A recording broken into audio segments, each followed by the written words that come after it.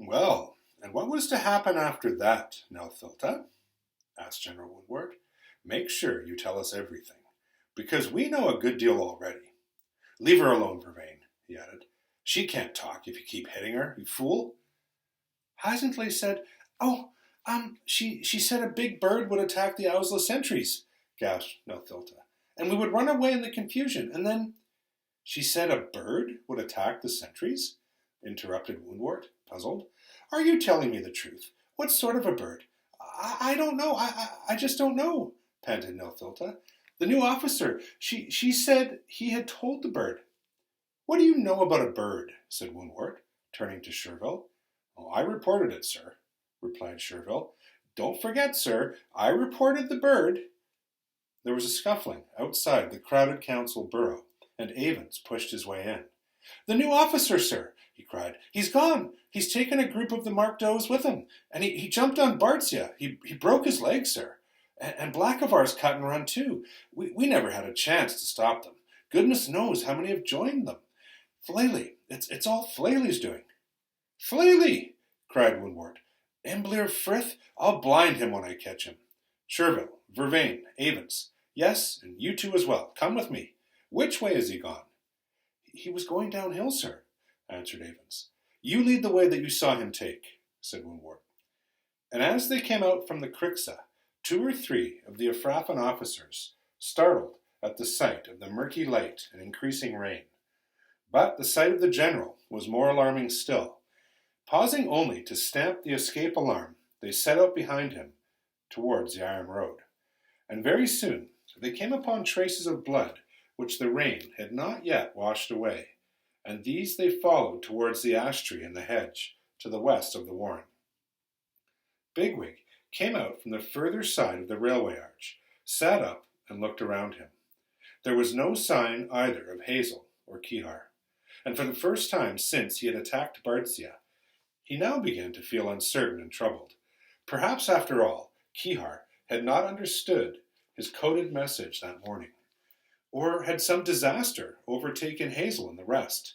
If they were dead or scattered, if there were no one left alive to meet him, he and his does would wander about the fields until the patrols hunted them down. No, it can't come to that, said Bigwig to himself. At the worst, we can cross the river and try to hide in the woodlands. Oh, confound this shoulder of mine. It's going to be more of a nuisance than I realized. Well, I'll try to take them down to the plank bridge at least, and if we're not overtaken soon, perhaps the rain will discourage whoever's after us. But I doubt it. And he turned back to the does, waiting under the archway. Most of them looked bewildered. Heisentley had promised that they were going to be protected by a great bird, and that the new officer was going to work a secret trick to evade their pursuers. A trick which could even defeat the general. None of these things had happened. They were soaked through.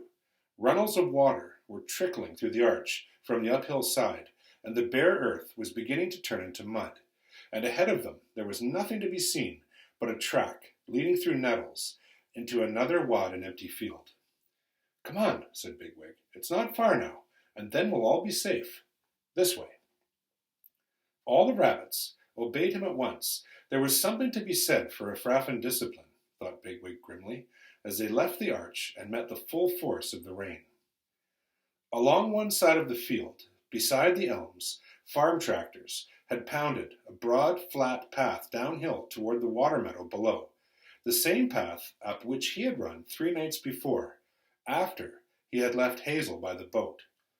It was turning muddy now, very unpleasant going for the rapids, but at least it led straight to the river, and was open enough for Kehaar to spot them, should he turn up.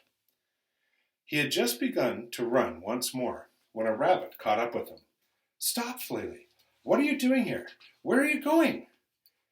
Bigwig had been half expecting Campion to appear, and had made up his mind to kill him if necessary, but now that he actually saw him at his side, disregarding the storm and the mud, self-possessed as he led his patrol, no more than 4 rabbits strong, into the thick of a pack of desperate runaways, he could only feel what a pity it was that the 2 of them are now enemies, and how much he would have liked to have taken Campion with him out of Ephrata.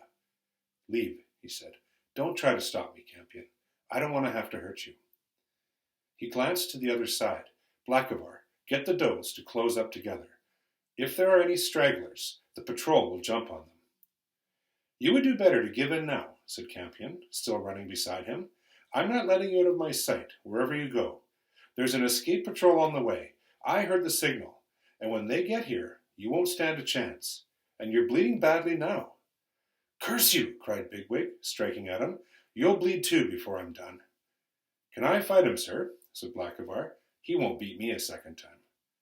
No, answered Bigwig. He's only trying to slow us down. Just keep running.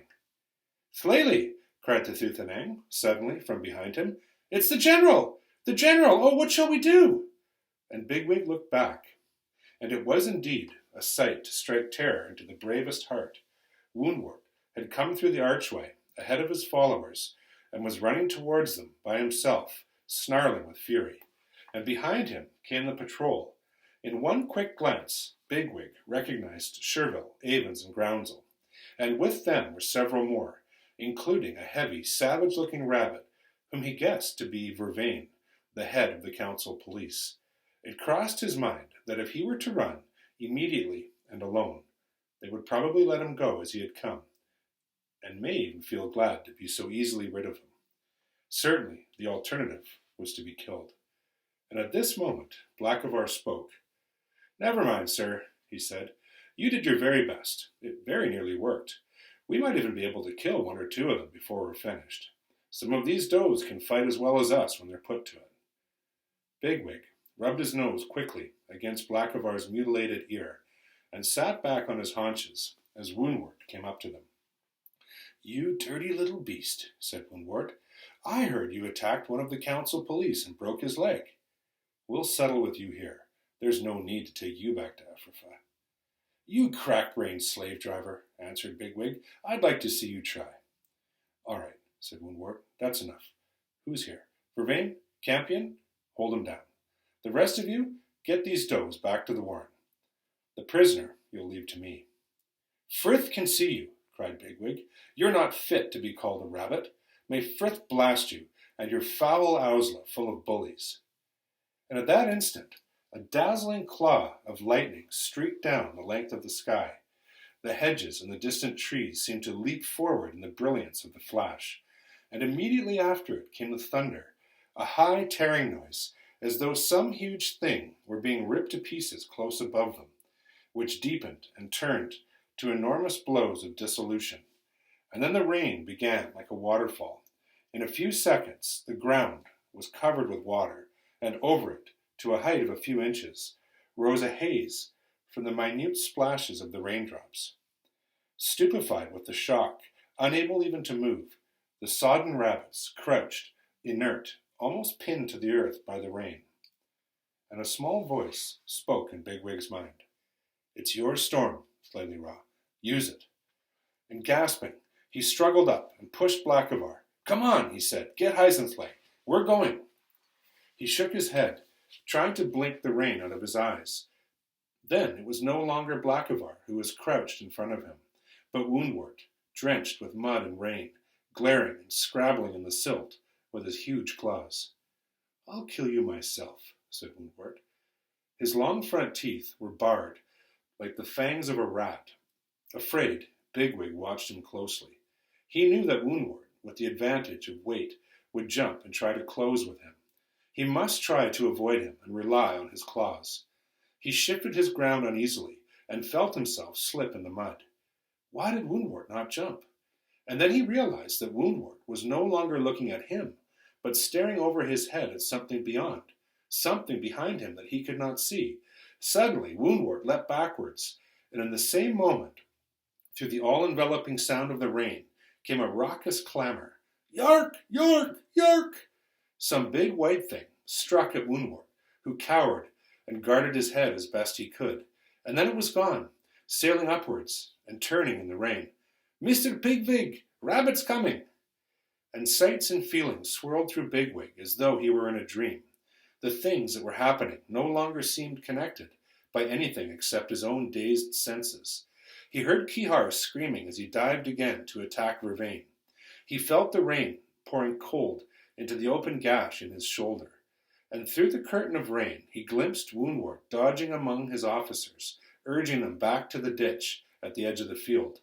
He saw Blackavar strike at Campion, and Campion turning to run. And then someone was beside him, saying, "Hello, Bigwig! Bigwig, what do you want us to do?" It was Silver. "Where's Hazel?" he said. "Waiting at the boat." "I say, you're wounded." "What?" "Then get those does down there," said Bigwig. And all was confusion. In ones and twos, the does, utterly bemused, and scarcely able to move or understand what was said to them, were urged into getting up and stumbling their way down the field. Other rabbits began to appear through the rain. Acorn, clearly frightened, but determined not to run. Dandelion, encouraging Pipkin. Speedwell and Hawkbit, heading towards Kehaar, the only creature visible above the ground haze. Bigwig and Silver brought them all together as best they could and made them understand that they were to help get the does away.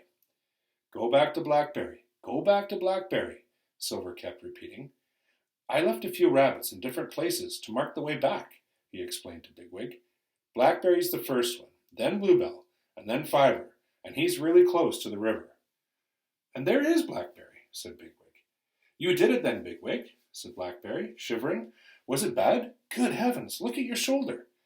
"We're not finished yet," said Bigwig. "Has everyone gone past you?"